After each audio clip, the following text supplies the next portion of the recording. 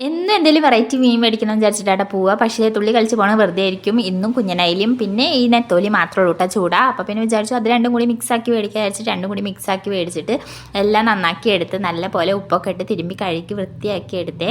എന്നിട്ട് പിന്നെ നേരെ ചോറിൻ്റെ പരിപാടികളിലേക്ക് നോക്കിയിട്ടാണ്. ചോറ് അടുപ്പത്തിടാൻ വേണ്ടിയിട്ട് അരി അടുപ്പത്തിടാൻ വേണ്ടിയിട്ട് അമ്മയാണ് അരി അടുപ്പത്തിട്ടത് കേട്ടോ.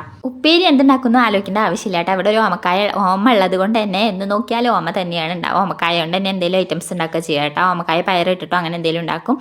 ഷിബേന് വലിയ ഇഷ്ടമാണ്. പിന്നെ ഹെൽത്തിനൊക്കെ നല്ലതാണല്ലോ, നമ്മൾ തന്നെ ഉണ്ടാക്കണമല്ലോ. അപ്പോൾ ഇന്ന് ഇത് കാബേജ് ഉപ്പേരി ഉണ്ടാക്കുന്ന പോലെ തേങ്ങയൊക്കെ ഇട്ടിട്ടാണ് ഉണ്ടാക്കിയത്. പിന്നെ കറിക്കുള്ള സംഭവങ്ങൾ നോക്കി വേഗം തന്നെ തേങ്ങയൊക്കെ ചിരകി ഇന്ന് തേങ്ങ അരക്കുന്നതിലേക്ക് തന്നെ മല്ലിപ്പൊടിയും മഞ്ഞൾപ്പൊടിയും പിന്നെ പെരുജീരകവും ഒക്കെ കൂടി ഇട്ടിട്ട് അരപ്പ് തയ്യാറാക്കി എടുത്തിട്ട് പിന്നെ എല്ലാതും അരപ്പിലേക്ക് ഈ അരിഞ്ഞു വെച്ച എല്ലാ സംഭവങ്ങളും ഇട്ട് കൈകൊണ്ട് തന്നെ നല്ല പോലെ ഞെരടി എടുത്ത് കറി തിളച്ച് വരുമ്പോൾ മീനും ഇട്ടിട്ട് വറവിട്ട് കൊടുക്കൂട്ടോ. അപ്പോൾ നല്ല സൂപ്പർ മിളകിട്ടല്ല കൊടമ്പുളി ഇട്ടെടുത്ത അയലക്കറി റെഡി. പിന്നെ അമ്മമ്മ ചോറൊക്കെ ഊറ്റി ഞാൻ വേഗം അടുക്കളയൊക്കെ വൃത്തിയാക്കിയിട്ട് ചോറൊക്കെ മേശയമേ കൊണ്ടുപോയി സെറ്റാക്കി വെച്ചിട്ട് ഇഷാനും ചോറ് കൊടുത്തു. പിന്നെ ചോറൊക്കെ എടുത്ത് നല്ല ചൂട് ചോറിക്ക് കറിയും പിന്നെ ഉപ്പേരിയൊക്കെ എടുത്ത് ഞാനും കഴിച്ചു. അപ്പോൾ അത്രയുള്ളൂ. Okay, bye.